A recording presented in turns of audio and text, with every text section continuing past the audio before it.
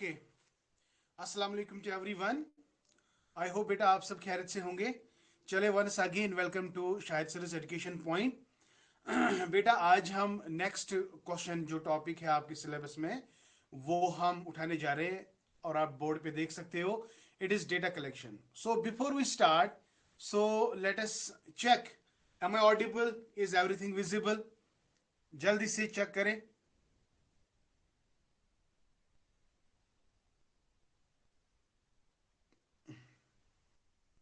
Okay, is everything all right my dear? Is everything all right?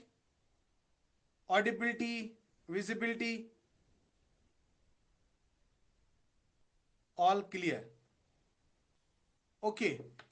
Thank you, dear. Thank you, dear. चलिए बेटा, देखो ये जो question है ना, डेटा कलेक्शन, बहुत इजी क्वेश्चन है। इसमें आराम से आपका क्वेश्चन निकल सकता है and it is not a big issue for you because हम ये पढ़ चुके हैं, है ना। कहीं ना कहीं इसकी तो बातें हो ही जाती है।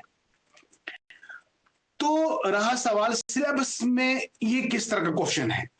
सिलेबस में बेसिकली क्वेश्चन है कि डेटा कलेक्शन का मतलब क्या है, what is the criteria of data collection. अगर आप एक रिसर्चर हो, क्योंकि मैंने इससे पहले आपको बताया था जब हमने डिस्कस किया था ना स्टेप्स ऑफ रिसर्च, मैंने आपको कहा था कि जो हार्ट ऑफ द रिसर्च है ना वो डिपेंड करता है डेटा पे। अगर डेटा सही होगा, रिलेवेंट होगा, कंप्लीट होगा, वैलिड होगा, रिलायबल होगा, टाइमलाइन पे होगा, तो आपकी जो रिसर्च है, आपकी जो जनरलाइजेशन है, आपकी जो कंक्लूजन है वो अच्छे निकल के आएंगे। लेकिन अगर कहीं पे डेटा में खराबी है, लाइक आपको लगा कि डेटा सही नहीं है, जैसे मैंने हिस्टोरिकल डेटा में आपको क्रिटिसिज्म पढ़ाया था, तो वहां पे मैंने आपको बताया था ना कि कितना इंपॉर्टेंट डेटा होता है। और अगर आप प्राइमरी डेटा कलेक्ट करते हो तो आप में एक सेटिस्फैक्शन है कि भाई ये डेटा मैंने खुद लिया है। लेकिन अगर आपको कहीं सेकेंडरी डेटा देखने को मिल रहा है, प्राइमरी डेटा के लिए आपके पास टाइम नहीं है बट आपको सेकेंडरी डेटा लिया जाता है, तो आपको थोड़ा बहुत डाउट हो जाता है कि whether the data is relevant और इट इज वैलिड। इज आप इसकी ऑथेंटिसिटी चेक करते हो, इसके सिग्नेचर्स चेक करते हो, कई सारी चीजें आपके दिमाग में आते हैं, माइंड में आते हैं जो आप चेक करना चाहते हो। ठीक है, तो चलिए इसी सिलसिले में हम आज बात करेंगे कि डेटा कलेक्शन का मतलब क्या है, कौन सा क्राइटेरिया है, कौन से प्रिंसिपल्स है, कौन से उसूल है जिससे आपको लगेगा कि भाई ये डेटा मेरे लिए जरूरी है, यानी criteria of the data needed. दूसरा पॉइंट, तीसरा पॉइंट जो है इसमें हम फिर भी बात करेंगे कि किन किन कौन सा किस्म का डेटा आप एक्चुअली चाहते हो, what type of data you are going to collect, is it qualitative, is it quantitative। तो क्वालिटेटिव और क्वांटिटेटिव रिसर्च में मैंने आपको डिफरेंस बताई थी, तो आपको यहाँ पे कोई ना डाउट नहीं होना चाहिए कि क्वालिटेटिव डेटा का मतलब क्या है और क्वांटिटेटिव डेटा का मतलब क्या है। ठीक है, तो क्वालिटी ये भी हम आपके साथ डिस्कस करेंगे। Number next point is, data को कलेक्ट करने के लिए आपको कई सारे टूल्स एंड टेक्निक्स का इस्तेमाल करना पड़ेगा। Like you have a questionnaire, you have an interview schedule, you have schedule, you have rating scales, and इससे बढ़ के एक चीज है ना कि डॉक्यूमेंट को सिक्योरिटाइज करना, डॉक्यूमेंट की ऑथेंटिसिटी चेक सिक्योरिटाइज करना। तो डॉक्यूमेंट सिक्योरिटी, इसकी नीड एंड इंपॉर्टेंस, इसके टाइप्स, है ना। तो ये सारी चीजें हम आपके साथ डिस्कस करेंगे।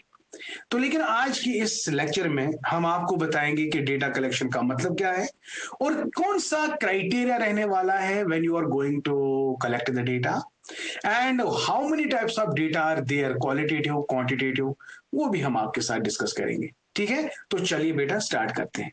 तो सबसे पहले पॉइंट, अगर आप देखो थोड़ा बहुत बिजली की प्रॉब्लम है, यहाँ पे बिजली नहीं है, ये सारा सिस्टम इन्वर्टर पे चल रहा है, तो देखते हैं कब तक चलेगा। पूरा दिन यहाँ पे पावर कट ऑफ बहुत रहे, बहुत ज्यादा कट ऑफ रहे, तो चले देखते हैं। इसीलिए मैंने ये थोड़ा बहुत ना ये लाइट यहाँ पे रखी हुई है, तो अगर ये वाली लाइट में ऑन करूंगा ना जो इसको पैनल को डायरेक्ट लाइट देता है, तो ये इन्वर्टर सारा चला जाएगा। इसलिए बोर्ड इज क्लियर, मैं चाहे दिखूं या ना दिखूं कोई मसला नहीं है, लेकिन बोर्ड आराम से आपको दिखाई दे रहा है, तो इससे कोई प्रॉब्लम नहीं होगी। चले बेटा ये जल्दी से हम आपको समझाएंगे। बिल्कुल सिंपल टू द पॉइंट है, वेरी सरल भाषा में जिसको हम कहते हैं, वेरी ल्यूसिड मैनर में, बिल्कुल टू द पॉइंट, बहुत आराम से आपको समझ आएगा और इसमें क्वेश्चंस यूं निकल के आएंगे। तो चलिए डेटा कलेक्शन सबसे पहले समझते हैं। डेटा कलेक्शन भाई इसको क्या समझना है? डेटा कलेक्शन का मतलब है ये वो प्रोसेस है जिसमें हम स्टेप बाय स्टेप, हाँ स्टेप बाय स्टेप किसी चीज को गैदर करते हैं, किसी चीज को मेजर करते हैं, उसके बाद इसको एनालाइज करते हैं। भाई क्या चीज हम गैदर करेंगे? इंफॉर्मेशन। तो सिंपल सी बात है कि सर डेटा कलेक्शन जो है it is one of the strong step. क्योंकि जब आप ऑब्जेक्टिव फ्रेम करते हो, चाहे आपका question objective question in terms of question होगा या हाइपोथेसिस फॉर्मुलेट करते हो, तो according to the formulation of hypothesis और according to the objectives of this study, you are systematically gathering, measuring and analysing information. Are you getting my point? ये आप gather कहां से करते हो? Because you have so many sources जहां से आप एक्यूरेट इंफॉर्मेशन गैदर करते हो। और आप more importantly when you gather the information, it depends upon your intellect, it depends upon your decision making. Are you getting my point? And it is one of the most crucial step in any field, चाहे आप social science की बात करोगे या science की बात करोगे, हाँ, या हेल्थ केयर या मेडिसिन टेक्नोलॉजी, जहां पे भी आप काम करते हो, तो data collection is very much important. समझ आ गया बेटा? तो अगर आप कोई इनोवेशन करते हो, इनोवेशन को चेक करने के लिए, उसकी जनरलाइजेबिलिटी चेक करने के लिए आपको डेटा की जरूरत लगती है बेटा। किसी भी फील्ड में आप जाओगे तो वहां पे डेटा कलेक्शन जो है वो एक इंपॉर्टेंट स्टेप माना जाता है। ठीक है, इसलिए while collecting the data your intellect must be very strong, your decision making, decision power should be very much strong. You got my point? So this is what we called as data collection. तो data collection में आप क्या देखोगे? आप यहाँ पे simple सी बात है, हम यहाँ पे लिखेंगे, देखो यहाँ पे मैंने लिखा है, ये वो प्रोसेस है of systematically gathering, measuring and analysing information from various sources to obtain accurate insights for research. बिल्कुल सिंपल है, बस इतना ही आपको याद रखना है कि सिस्टमैटिकली अगर हम इंफॉर्मेशन को गैदर करते हैं, फिर मेजर करते हैं, फिर एनालिसिस करते हैं, क्योंकि हमें इससे इंसाइट्स मिलते हैं अपने रिसर्च में, डिसीजन मेकिंग में, एनालिसिस में, and it is a crucial step in any field including social science, education, business, health care and technology. Done, my dear? Yes, sir. It is very simple and easy. Okay. Now the question is, यहाँ पे question आने का chance है बेटा। Question ऐसे आएगा, from the following which is the criteria of the data needed. Question ऐसे आएंगे, 2 4 5 6 ऑप्शंस दिए जाएंगे और 6 ऑप्शंस में से 4 या 3 ऑप्शंस करेक्ट होंगे और 2 सही नहीं होंगे। आपको डिटेक्ट करना है कि कौन सा क्राइटेरिया फिट है। यहां पे 8 बातें आपको याद रखनी है, मुझे लगता है 8-9 बातें आपको याद रखनी है, और वो 9 पॉइंट से आपको साबित होता है कि यही बेस्ट क्राइटेरिया है। जब भी आपको डेटा की जरूरत होती है ना बेटा, whenever you need to collect the data, what should be the criteria. आप ऐसे ही नहीं जाओगे कि डेटा कलेक्ट करने के लिए आप नहीं जाओगे, नहीं, आपके पास कुछ दिमाग में कुछ ना कुछ चल रहा होगा, आपको कोई क्राइटेरिया फिक्स किया होगा कि इस क्राइटेरिया के मुताबिक मुझे डेटा कलेक्ट करना है। आपकी स्टडी एक है और आप दूसरा डेटा आप कलेक्ट करना चाहते हो, भाई क्या बात है। तो इसलिए बेटा 9 पॉइंट्स को आपको याद, 8 या 9 पॉइंट्स को आपने याद रखना है। यही 9 पॉइंट्स आपको बताएंगे कि what is the criteria of data needed. ठीक है, तो बिल्कुल सिंपल मैनर में हम आपको बता देते हैं कि डेटा कौन कौन सा रिलेवेंट है। देखो कहते हैं before you collect the data, ये बहुत ही क्रूशियल है, ये बहुत ही क्रूशियल है कि ताकि आपको पता चले कि कौन सा क्राइटेरिया है जो डिटरमाइन करेगा क्या क्या। For example relevance, accuracy, applicability of the data. तो ये कौन कौन से ऐसे क्राइटेरिया है? बिल्कुल सिंपल मैनर में पहला पॉइंट आप याद रखेंगे, क्या मेरा डेटा रिलेवेंट है कि नहीं है। तो डेटा जो है ये डायरेक्टली रिलेट होना चाहिए आपके रिसर्च से। देखो जब आप कल इंशाल्लाह रिसर्च करोगे, अगर आपको टाइम मिलेगा, जब आप रिसर्च करते हो, रिसर्च करने से पहले आपको एक ड्राफ्ट बनाया जाता है। आपको बनाना पड़ता है, जिसको हम कहते हैं सिनॉप्सिस। तो सिनॉप्सिस के अंदर एक ऑब्जेक्टिव्स होते हैं या हाइपोथेसिस होते हैं। ऑब्जेक्टिव्स का मतलब क्या है कि आपके दिमाग में क्या क्या क्या करना चाहते हो आप।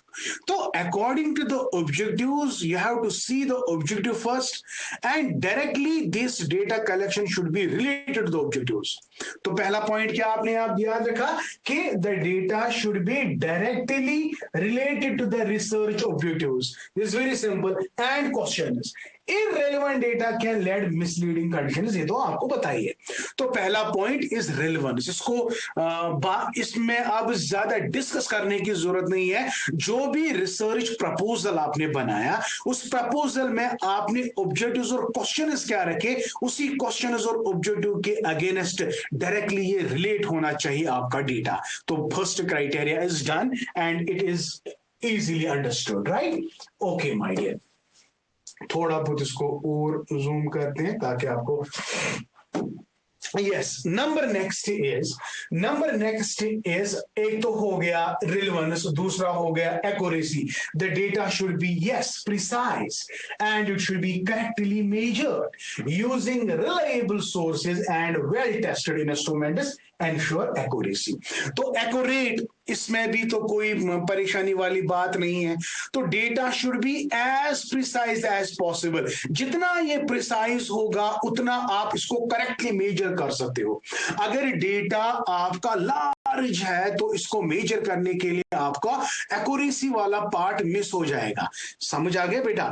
एक्यूरेट का मतलब क्या है? जितना कम डेटा आपके पास होगा ना, प्रिसाइज डेटा होगा, वो मेजर करने में आपको कोई तकलीफ नहीं होगी। जो सही से मेजर होगा उसी को तो हम एक्यूरेट कहेंगे ना बेटा।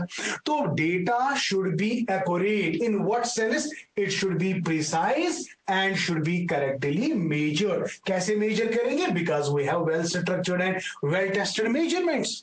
So this is the second point that you need to remember. Okay? Number next, जी हाँ बेटा, ये बहुत बढ़िया चीज है। अगर आप डेटा आपने स्टडी किया, स्टडी करते करते आपने डेटा कलेक्ट किया, लेकिन आप इनकम्प्लीट डेटा कलेक्ट करते हो।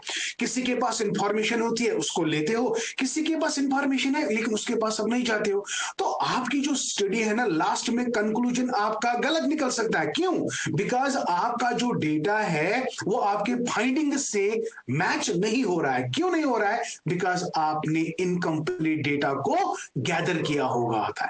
ठीक है? तो यहां पे आप देख लो कि इनकम्प्लीट डेटा कैन डिस्टॉर्ट, अभी मैंने कहा फाइंडिंग्स पे असर आएगा बेटा। तो याद रखेंगे, complete data is directly linked with the findings. The more your data is complete, the more appropriate your findings are there. लेकिन अगर आपका डेटा इनकम्प्लीट होगा तो वो आपके फाइंडिंग्स को परेशान करेगा, डिस्टॉर्ट करेगा। Ensuring comprehensive data collection avoids gaps in the research. इसीलिए मैं आपको बोल रहा हूं, तो जब हमने पहला स्टेप पढ़ाया था ना आपको कि सिलेक्शन ऑफ द प्रॉब्लम के बाद हम जितना हो सके उतना रिसर्च में आप रिव्यू को, लिटरेचर को रिव्यू करो। जितना ज्यादा आप रिव्यू लिटरेचर करोगे उतने ज्यादा रिसर्च गैप्स कम होते जाएंगे और आप कॉम्प्रिहेंसिवली चीजों को समझ सकोगे, and with this your findings will be accurate. So completeness of the data is the third criteria that you need to understand. Okay बेटा, number next is validity. देखो ये सिंपल सी बात है, वैलिडिटी का मतलब क्या है? मैं आपको सिंपल भाषा में बता रहा हूं, सिंपल भाषा में आपको बता रहा हूं कि वैलिडिटी का मतलब क्या है। वैलिडिटी का मतलब क्या है? क्या मैं वही डेटा कलेक्ट कर रहा हूं जो मुझे कलेक्ट करना चाहिए? मान के चलेंगे मुझे किसी दुकानदार के पास जाना है, मुझे सब्जी लानी है, या मुझे केले लाने हैं, या मुझे कपड़ा लाना है। उस सब्जी वाले से, कपड़े वाले से मैं कहूंगा कि मुझे भाई 1 किलो कपड़ा दो, या सब्जी वाले से मैं कहूंगा कि मुझे 1 मीटर टमाटर दो। ये कौन सी बात है? याद रखेंगे, metre is always measured in metre, KG is always measured in KG. So a test is said to be valid if it measures what it has to measure. You are collecting the data. क्या आप वही data collect करना चाहते हो जो data आपको collect करना था? अगर आपने वही डेटा कलेक्ट किया जो आपको डेटा कलेक्ट करना था, it is called validity. Data should measure what it's supposed to measure. Data should measure what it has to measure. अगर उसने वही मेजर किया जो उसको मेजर करना था, तो then it is called validity. तो वैलिडिटी को एंश्योर करने के लिए रिलायबिलिटी का होना बहुत जरूरी है. A test is said to be valid.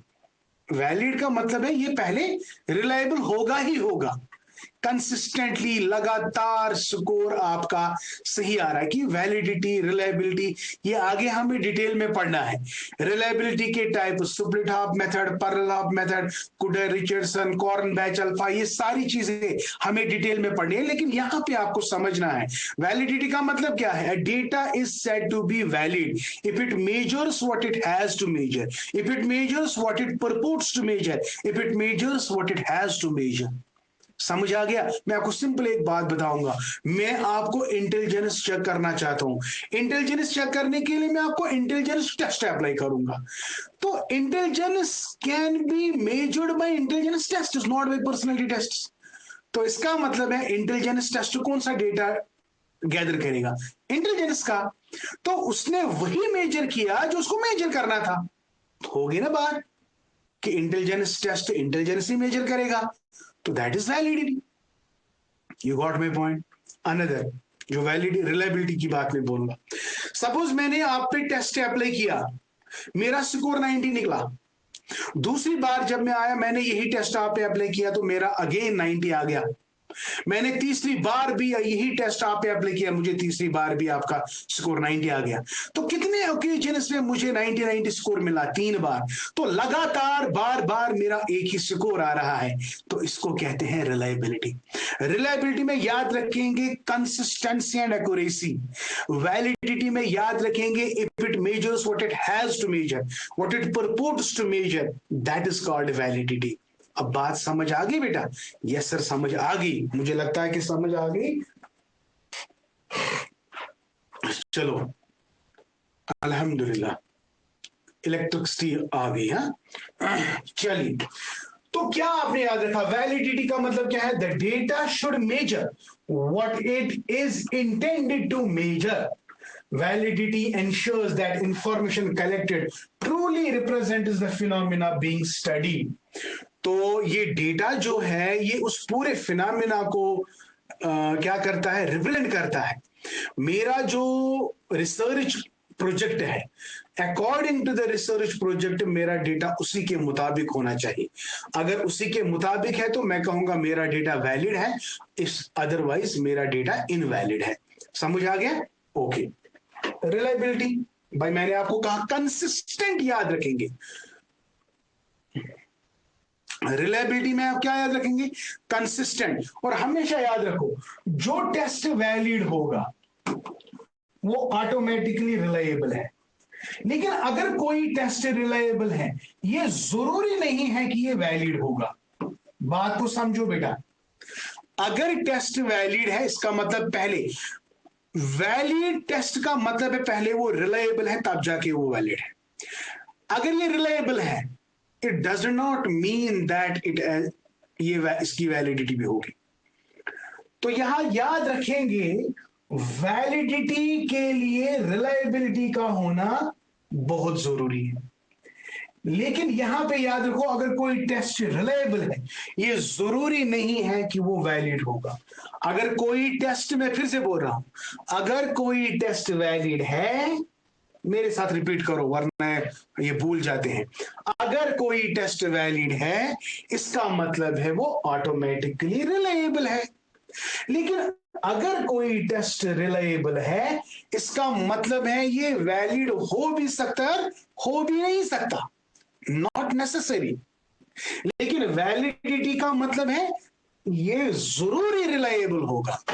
Reliability का मतलब है ये जरूरी नहीं है ये वैलिड होगा. ये हो सकता है, हो भी नहीं सकता है. समझ आई मेरी बात? ये वैलिडिटी और रिलायबिलिटी हमें आगे भी आपको समझाना है, वैलिडिटी मैथमेटिकली भी आपको समझाना है, ठीक है, लेकिन यहां पे थोड़ा बहुत आप याद रखेंगे मेहरबानी करके। तो चलिए सर, हो गया, यहां तो समझ आ गया कि देखो, एक तो मैंने कहा रिलेवेंस आपने समझा, एक्यूरेसी आपने समझा, कंप्लीटनेस आपने समझा, वैलिडिटी आपने समझा, रिलायबिलिटी आपने समझा, the data should be consistent. This is very much important, 1000 बार ये क्वेश्चन आ चुका है। कंसिस्टेंट को याद रखो, and replicable when collected under similar conditions, यानी रेप्लिकेटेड, दोबारा। अभी मैंने कहा, मैंने यहाँ पे टेस्ट अप्लाई किया एक बार, फिर दोबारा आ गया, तीसरी बार आ गया, चौथी बार आ गया, फिर मैंने जब कोरिलेशन किया तो चारों ओकेजन्स पे आपका स्कोर कंसिस्टेंटली लगातार बराबर एक्यूरेट आ रहा है। इसका मतलब है the test is said to be valid, the test is said to be reliable, right? So if repeated observations of test yield similar results, the data is considered reliable. बात खत्म। अगर रिपीटिशन ऑब्जर्वेशन के बाद test similar result दे रहा है तो इसका मतलब है इट इज रिलायबल। ओके, बात खत्म। चले बेटा, time lines, exactly time lines का मतलब क्या है बेटा? The data should be up to date, up to date as per the context, है ना, and collected within appropriate time frame to maintain relevance to current research conditions. अगर say for example mobile phone आजकल ज्यादा चल रहा है, मुझे present system में देखना है कि मोबाइल फोन का इंपैक्ट बच्चों पे क्या हो रहा है, तो प्रेजेंट सिनेरियो में मुझे देखना है, तो it is called time lines. Time lines का मतलब क्या है? डेटा को कलेक्ट करना है अप्रोप्रिएट टाइम फ्रेम के अंदर, अदरवाइज इसके जो रिजल्ट है वो कुछ भी हो सकते हैं। Isn't it, my dear? So timeliness is the sixth criteria that you need to understand. I hope बेटा आपको ये समझ आ गया, बहुत अच्छे से समझ आ गया। आगे बढ़ते हैं।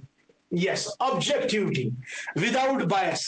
अगर आपने कोई ऐसा डेटा कलेक्ट किया जिसमें आपकी खुद की खुदगर्जी थी, आप बोलोगे नहीं भाई चलो मैं ये वाला डेटा लेता हूं, मेरी आसानी के लिए है, मेरी मुझे प्रॉब्लम नहीं होगी, तो आपने यहां क्या देखा? आपने अपनी खुदगर्जी दिखाई, आपने डेटा को कलेक्ट किया, आपने खुद का देखा।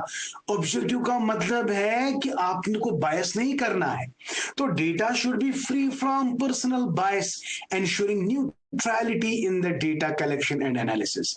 जब भी बात आएगी ना ऑब्जेक्टिविटी की, ऑब्जेक्टिविटी का मतलब है it is without any error, it is without any personal bias, that is objectivity. ठीक है, okay. And last one, oh my God, it is very important कि ये जो इथिकल कंसिडरेशन है, जो भी आप डेटा कलेक्ट करोगे, आपको respect, privacy, confidentiality and consent requirement का होना बहुत जरूरी है। जहां पे आप जाओगे, डेटा को कलेक्ट करने जाओगे, टेक परमिशन फर्स्ट, परमिशन के बाद keep the data under confidence. Number second, have respect to the dignity, dignity of the जो भी सब्जेक्ट के पास आप जाओगे, जिससे आप डेटा कलेक्ट करोगे। तो ये कुछ इथिकल कंसिडरेशंस होते हैं रिसर्च मेथोडोलॉजी में, जो भी बहुत इंपॉर्टेंट है। इसमें लाइक रेस्पेक्ट, इथिकली रेस्पेक्ट करना, प्राइवेसी, कॉन्फिडेंशियलिटी, इन्फॉर्मेड कंसेंट, उनको पहले बताना है क्या मैं डेटा कलेक्ट कर सकता हूं कि नहीं, ऐसे थोप के नहीं आपको देना ही देना है, ऐसी बात नहीं है। तो there are some ethical considerations that you need to remember. So these are my dear the 8 very strong points that highlight the criteria of data needed. आपके सिलेबस में ये लाइन है, data collection criteria of data needed, ये आपके syllabus में है। मैं line by line आपको पढ़ा रहा हूं बेटा, याद रखना। चलिए बेटा, हो गया ये, ओके। अब देखो, यहां पे मैं फास्ट चलूंगा। क्यों फास्ट चलूंगा? क्योंकि क्वालिटेटिव और क्वांटिटेटिव डेटा के लिए मेरे पास उतना, मैंने ऑलरेडी आपको मैं ये बता चुका हूं, तो इसलिए मैं थोड़ा बहुत जल्दी जल्दी करूंगा यहां पे। अगर हम डेटा कलेक्शन की बात करेंगे, या तो आपके पास क्वालिटेटिव डेटा होगा या तो आपके पास quantitative, numerical, non numerical, subjective, objective, ये आपको पता ही है, इंडक्टिव, डिडक्टिव, ये सारी चीजें। रिकॉल माय लेक्चर जब में मैंने आपको क्या बताया था, difference between qualitative research and quantitative research, बिल्कुल टू द पॉइंट। यहाँ पे वही सारी डिफरेंसेस आपको देखने को मिलेंगे, लेकिन जल्दी जल्दी हम आपको बताएंगे। पहला पहला पॉइंट, पहला देखेंगे क्वालिटेटिव डेटा। क्वालिटेटिव डेटा देखो, रिवीजन हो रहा है बेटा, रिवीजन हो रहा है, रिवीजन हो रहा है। क्वालिटेटिव डेटा जो है डिस्क्रिप्टिव है, नॉन न्यूमेरिकल है। It helps in understanding concepts, experiences and opinions, ये याद रखना है बेटा, ठीक है। नंबर नेक्स्ट इज, अगर हम, ये तो नॉन न्यूमेरिकल डेटा आपको समझ आ गया, क्वालिटेटिव की बात हो रही है, और अगर इसके कैरेक्टरिस्टिक्स देखेंगे, ठीक है, अभी तो मैंने आपको कहा it is subjective in nature, very nice, subjective in nature, based on observation, interview, open ended questions.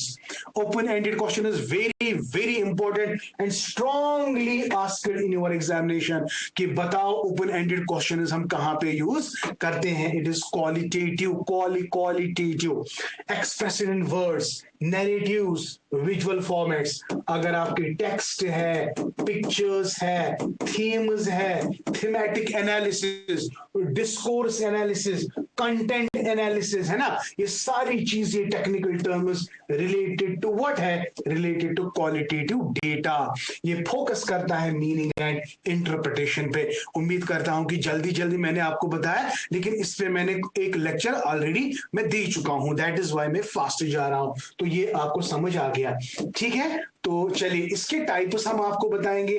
आपको मैं बता दूं बेटा, जब मैंने आपको 4 मेजरिंग स्केल्स पढ़ाए थे, मैंने आपको 4 मेजरिंग स्केल्स पढ़ाए थे कि नहीं पढ़ाए थे? क्या क्या पढ़ाया था? नॉयर पढ़ाया था, NOIR, याद रखेंगे। ये 2 क्वालिटेटिव के लिए और ये 2 क्वांटिटेटिव के लिए, बात खत्म, ठीक है ना। तो क्वालिटेटिव डेटा इज, कौन सी स्केल यूज करते हैं क्वालिटेटिव डेटा के लिए? वी हैव नॉमिनल डेटा, यानी categories without any numerical value, for example gender, religion, nationality, है ना, तो यहाँ पे नॉमिनल स्केल है। ऑर्डिनल में आप रैंक्स देते हो, है ना, विद रैंकिंग ऑर्डर। ये मैं पढ़ा चुका हूं बेटा, पढ़ा चुका हूं कि may 4 measuring scales in statistics that we use, nominal, ordinal, interval and ratio. Interval में मैंने आपको कहा था between value and value there is equal interval, but true zero value is absent, absent, absent, true zero value. इसमें मैंने आपको example IQ बताया था, याद आया? मैंने आपको टेम्परेचर फ़ारेनहाइट या डिग्री सेल्सियस, है ना, थर्मोमीटर की एग्जांपल आपको बताई थी। थर्मामीटर में there is there any person who can have zero temperature? No, not at all. Is there any person who can having zero IQ? No, not at all. कोई भी बंदा यहाँ पे ऐसा नहीं है। अगर वो चूंकि मेंटली रिटार्डेड भी होगा, लेकिन उसका IQ जीरो कभी नहीं हो सकता है, जीरो नहीं हो सकता है। तो जीरो वैल्यू नहीं है किसमें? इंटरवल स्केल में। जब हम हाइट्स को मेजर करते हैं, तमाम mathematical operation, plus minus, subtraction, addition, whatever the mathematical operations are there, plus having a true zero value, that is to be included in ratio scale. लेकिन जब हम सोशल साइंस की बात करते हैं, सबसे ज्यादा स्केल कौन सी इस्तेमाल होती है? Yes, it is interval scale. लेकिन फिजिकल साइंस में हम रेशो स्केल का इस्तेमाल करते हैं, ये याद रखना है बेटा, ठीक है। नो डाउट कि highest form of scale ratio scale है।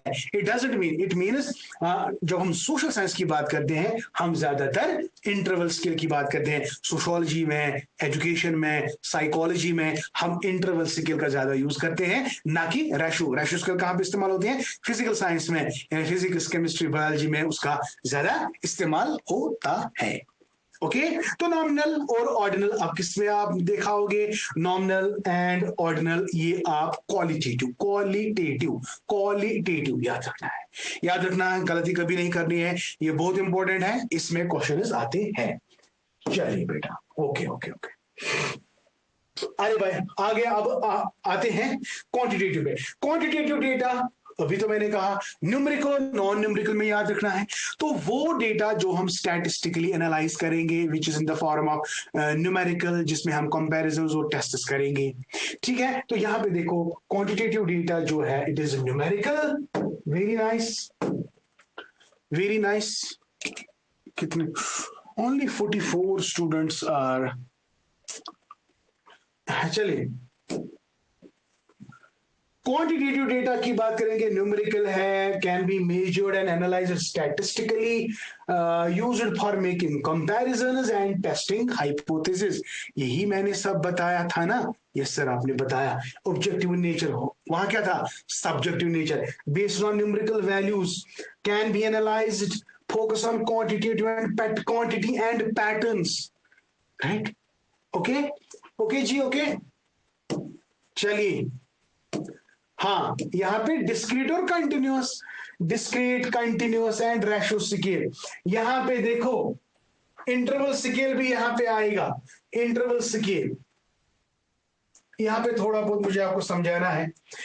अगर मैं बात करूंगा ना 0 1 2 3 4, ऐसा डेटा अगर आपके पास है तो इसको हम कहेंगे डिस्क्रीट, डिस्क्रीट डेटा। लेकिन अगर मैं कहूंगा 0 से लेकर 10 तक, इसमें 0 भी आएगा, 0.1 0.2, तो जिसमें फ्रैक्शंस भी होंगे ना बेटा, फ्रैक्शनल वैल्यूज भी जिसमें इन्वॉल्व होंगे, उसको हम कहते हैं कंटिन्यूअस डेटा। मैं एक एग्जांपल आपको बताऊंगा। Number of family members, say for example there is father, there is mother and there is small children, child. Can we say we are 2.5 members? No, we have to include it as a one member. We can say 3 family members. We cannot say 2.5 family members. You got my point. So the data that is not in terms of fractions, that is not in terms of fractions. अभी आप यहाँ पे देखो whole number, whole number, yes. For example, और यहाँ पे continuous में इसमें डेसिमल वैल्यू भी आ सकते हैं। Number of students in the classroom, can we say there are 10.5 students in the classroom? No, we can say either 10, 20, 25. Height of the students, it can be 2.5 inch, 2.5 feet।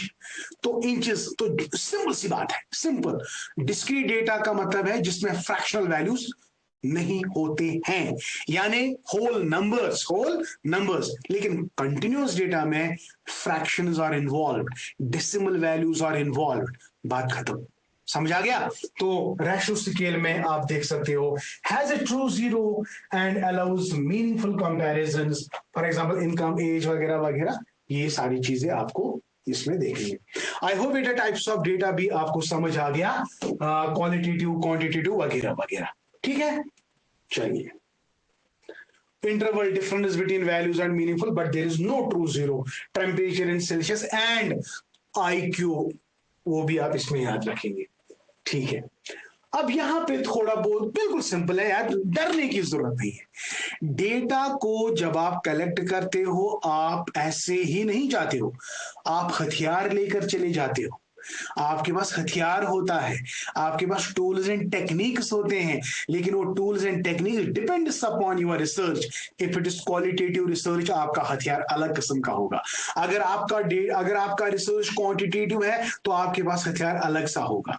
मैं आपको simple बात बता देता हूं, अगर आप क्वेश्चनियर लेकर जाते हो, क्वेश्चनियर सेट ऑफ क्वेश्चंस, लेकिन वो क्वेश्चंस कैसे होने चाहिए, relevant to the objectives of the study. ऐसे क्वेश्चंस आपने उठाया तो दिया नहीं, no, first you have to see the objectives of your study and accordingly you have to frame the questions। लेकिन अगर आपने open ended questions दिए, open ended का मतलब क्या है, जिसमें आप लोगों की राय, इसमें कोई ट्रू आंसर या फॉल्स आंसर नहीं होगा, लोगों की राय जाननी है, इट इज ओपन एंडेड। तो it is in depth analysis, that is qualitative, qualitative. लेकिन अगर आपका डेटा क्वांटिटेटिव है और डेटा कलेक्शन के लिए बहुत ज्यादा आपको लेना है, आप क्लोज्ड एंडेड क्वेश्चंस का मतलब क्या है, इधर ट्रू और फॉल्स, इधर यस और नो, इधर you have to fill the blank. तो this is called as closed ended question here. You are supposed to give answer either yes और either no. Got my point? So accordingly, देखो बेटा, we have number of tools and techniques. We have observation method, we have questionnaire method, we have interview, we have schedules, we have rating scales. These are different types of tools and techniques that we use while collecting the data.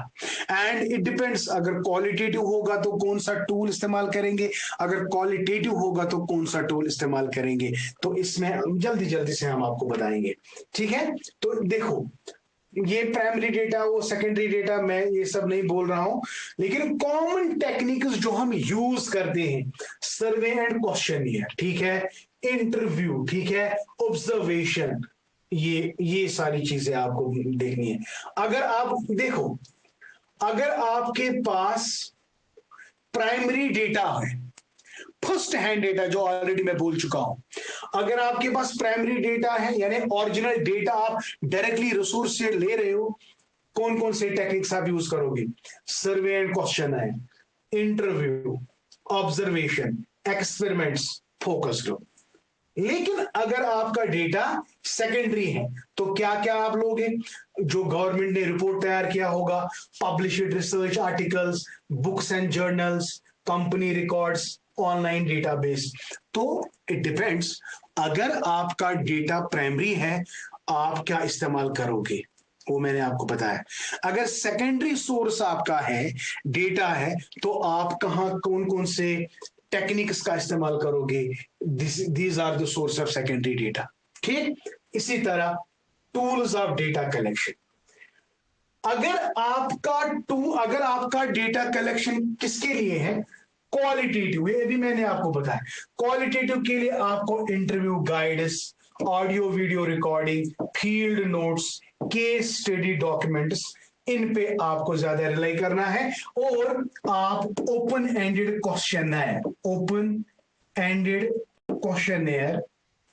Questionnaire भी इस्तेमाल कर सकते हो, ये आपको समझना है। इसी तरह अगर आपका tools for quantitative data collection है, क्वांटिटेटिव के लिए आपके पास स्ट्रक्चर्ड क्वेश्चनियर का होना बहुत जरूरी है, यानी क्लोज्ड एंडेड। इसी तरह scales and instruments like IQ test is there, Likert scale वगैरह वगैरह। There are so many tools and techniques that you need if you are collecting what type of data? Quantitative data. I hope बेटा आपको समझ आ गया। यहाँ data launching devices online है, for example कॉल्ट्रिक्स है, SPSS है प्लेटफॉर्म, गूगल फॉरम, सर्वे monkey etcetera. ये आपको क्या क्वांटिटेटिव डेटा को कलेक्ट करने के लिए लगते हैं। मुझे उम्मीद है कि बेटा आप लोगों ने ये वाला पार्ट आपको बहुत अच्छे से समझ आ गया, बिल्कुल सिंपल था, टू द पॉइंट है। अब हमें दूसरा पार्ट जो है कैसे पढ़ना है। सपोज हमें डॉक्यूमेंट सिक्योरिटी नहीं पढ़नी है। डॉक्यूमेंट सिक्योरिटी का मतलब क्या है, इसके कितने सारे टाइप्स हैं और ये क्यों जरूरी है। इसी तरह क्वेश्चनियर हमें डिटेल में पढ़ना है, क्वेश्चनियर के इंपॉर्टेंट कैरेक्टरिस्टिक्स, इंपॉर्टेंट क्लासिफिकेशंस, इसी तरह इंटरव्यू के, इसी तरह शेड्यूल्स की। तो ये बहुत सारी चीजें अभी भी है जिसको हमने मतलब 2-4 लेक्चर्स इसी में हमें लगेंगे। तो उम्मीद करता हूं कि आज का लेक्चर भी आप लोगों ने बहुत अच्छे से अंडरस्टैंड किया। तो जल्दी से मुझे आप अपना कमेंट बता दो कि आज का लेक्चर आप लोगों को कैसा रहा। तो इंशाल्लाह कल अर्ली इन द मॉर्निंग मैं इस फाइल को आप तक शेयर करूंगा, ठीक है। तो जल्दी से मुझे बता दो, I will open the chat box. तो आप अपना मुझे बताओ कैसा रहा क्लास, जल्दी।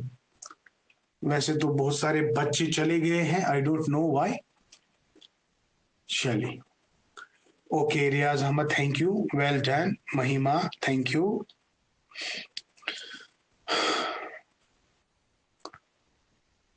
Miss thank you, nice. मुझे लगता है कि अल्हम्दुलिल्लाह बहुत बढ़िया sir. Rabia very nice, good, excellent, thank you, thank you. Yes, to the point, thank you. अल्हम्दुलिल्लाह, okay okay, but very exhausted. Okay okay, हाँ अब टाइमिंग यही रहेगी, मुझे भी लगता है कि टाइमिंग यही रहेगी। यस, टाइमिंग अब यही रहेगी। Okay okay.